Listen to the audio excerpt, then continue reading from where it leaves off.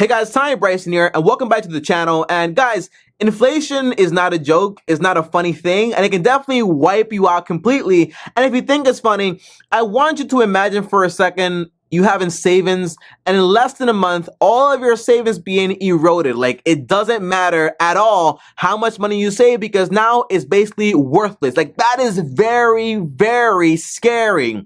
I remember when I was basically like in high school, and the teacher told me about Zimbabwe. And I was like, why do I care about Zimbabwe? And she said, well, Tommy, did you know that Zimbabwe, $1 equals around 35 trillion Zimbabwean dollars? And I was like, well, I might as well go live there. I'll be a billionaire. I got like $5 in my pocket. And then she said, well, yeah, sure. But in reality, to buy a loaf of bread, you need around 3 billion Zimbabwean dollars or whatever it was. And I was like, so you're telling me to just go buy some bread, you need to bring like a whole thing or a book bag full of money to buy that stuff? And the answer was yes. So if you think inflation is funny, you might find it funny when it's just like normal inflation, a little high. But when we get into hyperinflation, that's not a joke. So in this video right here, I'm going to break down exactly what's going on with inflation in this country, what the Fed is going to do about it, how can you prepare for it, and exactly what the benefits are and what the cons are. So make sure you watch the entire video basically so you know exactly what to do, because if you're not ready, then things are going to happen to you and you won't be able to do something about it before the bad stuff happens, okay? Now, as always, guys, do me a favor and smash the like button. It helps out with the channel. And top of that, also, if you're new here, subscribe and hit the bell so you're notified, because I post videos every single week about money, making money, and also investing money, which basically makes you money by subscribing to the channel for free. Now, the very first thing, guys, is inflation. I don't gotta talk about inflation, okay? Because we already see exactly what's going on. I don't gotta tell you about, well, you guys know in 1920, inflation was like 20% or so on, and that was crazy high. Now, we don't gotta go all the way back there because we're seeing some crazy stuff right now. And inflation so far, 2022, is like up by around like 6%, and the CPI, Consumer Price Index, which shows us exactly how the things we buy as consumers, the prices go up. Guess what? It's up by around 10%. And you don't got to think about it. Look at the gas price. You go there and it's like $5 a gallon. I used to fill up my entire car with $27 and now I'm in the 40s. I've never been this motivated to walk.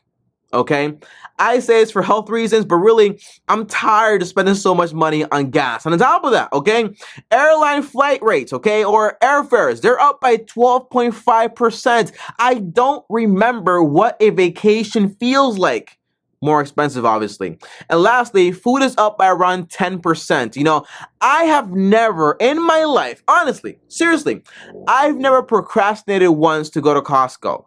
But now I find myself procrastinating because every time I go there, 4 items or 5 items, it's like, for example, like $100 just like that. I'm like, what the heck is going on? That, my friends, is inflation. And it's scary because if you're making the same amount of money and prices are going up, it's not a joke. Things get very dangerous. But obviously, there are some benefits here when it comes to inflation, and that's what I want to mention too, because people say, hey, here are all the negative things, but there are some positives, okay? First thing is, it becomes cheaper on your previous debt.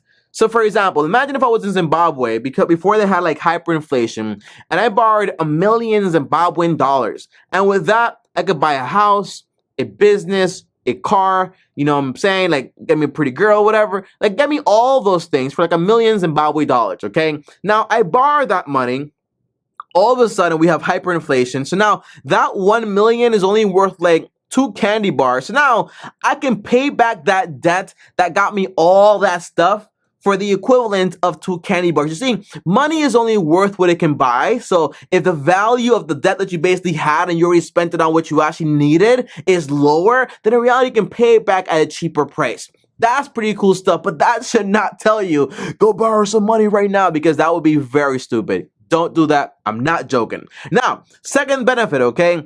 You also have, if you have controlled inflation, like, you know, like 3%, 4%, that's not bad because it motivates spending. It motivates the economy to keep growing. So inflation overall, control inflation is not a bad thing per se. You want a little bit of it to motivate economical growth. That's good stuff. And also, inflation is better than deflation, because deflation, when that happens, you have a potential recession on a high employment, people stop spending money, economical growth stops completely almost, and then you have potential, the scare of depression. And you don't want that, because that's what you get, for example, the soup lines of 1929, where people are basically just standing in a line to get some soup and breakfast because basically they can't afford to get anything. That gets very scary very quickly. Now, there are some obvious dangers that I gotta mention when it comes to inflation. Is that basically, first thing, I kind of hinted at it already, but take a look at, for example, this. Right now, minimum wage is the same as it was in 2020. It is still $7.25. That's pretty crazy, because the average household or house in America to buy is around, if I'm not mistaken, around $374,900. Meaning, to buy a home, you'd have $374,000 or $75,000 basically. How are you going to buy a house minimum wage? The answer is you can't. But I have noticed, though, that the average wage in America is around $69,000, which is slightly up, honestly, like by around $3,000. But the answer is the home prices used to be like $200,000. They're up like by $100,000. That is massive. That is a lot. So whenever you have things, the price of things go up so crazy high, and you have the same salary, that gets scary, because you're not able to buy the things you used to be able to buy with the same amount of money that you used to be able to make. That is absolutely terrifying, because your savings are evaporated too, because they really can't do much. And you will require to save even longer and longer and longer, but if prices keep going up and up and up, then where are you actually going? You know what I mean? It's kind of crazy.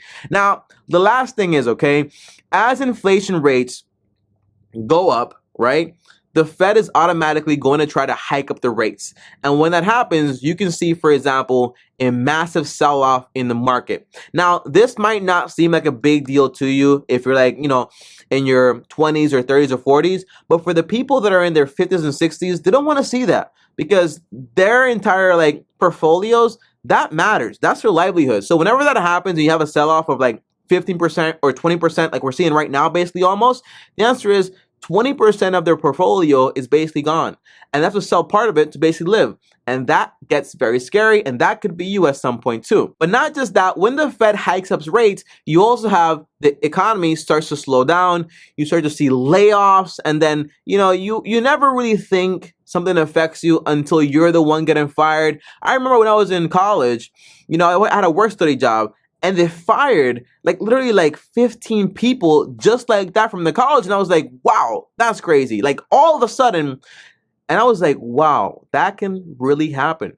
And when you lose your job, obviously, you got to be ready, because it's going to happen at some point. Now, here's what I think is going to happen with all the inflation stuff that's currently going on right now, currently in 2022. Now, here are a few of the things that I think are actually going to happen as a reaction to or consequence to everything that's going on right now as far as inflation, okay? By the way, some of my friends sometimes think that I'm a negative Nancy because I'm always worried and stuff like that. Like, okay, that can happen, this can happen. But in reality, the way I see it is I look at the past to tell me how to prepare for my future so I can have a very positive outlook on my personal finances, okay? So when I look at 1920, inflation being up like 20% plus and people being super worried, I'm like, okay, so I want to do certain few things here with my money, so when that happens at some point in my lifetime, I'm basically prepared. Because people really think that bad things don't happen to good people and even bad people. Bad things happen all the time, and sometimes they don't care if you're bad or you're good. They just happen. So you got to be ready at all times. So one main thing that I see that's going to happen is, first of all, the Fed is going to be super aggressive as far as, for example, trying to control inflation. That means they're going to try their best to, for example, increase the rates to try to basically slow down the economy and bring prices back to normal naturally. Now, I got to say something. People think that whenever the Fed goes ahead and increases the rates, automatically all the problems are fixed. That's not true. There was an issue in Japan where they tried all the monetary policy possible to get the people to spend more money and to try to get the economy like up and running again, and it did not work. So you could see that happen here, but I doubt it. I really do doubt it, okay? But overall, What I'm saying is that although they're going to go ahead and hike up the rates, it doesn't mean you're going to see overnight everything is going to be back to normal. I don't see that happening. I do see it taking some time, slowly but surely going back to normal. But I do think they're taking the right action by going ahead and hiking up rates and actually trying to lower the price of things and also control inflation, because it can get very dangerous very quickly. The second thing I see happening is also the stock market might actually go down a little lower. You don't know how far the bottom actually is. You know that things can go up all the way, but you don't know how far they can actually go down. Right now, my investments are down like 20%. 15%, almost 30% on some of them. And the answer is, to me, I'm fine, because I understand that, hey, I can buy these things at a cheaper price because I'm basically investing for the next 10, 20, 30, 40 years. But for the average person, they might become very worried about it. And you might see, for example, even a greater sell-off, because you have a lot of people at the top saying, hey, if they raise the rates, we know that the prices are going to basically go down like crazy. And we also know the stock market might go down too. So let's basically start selling off things right now.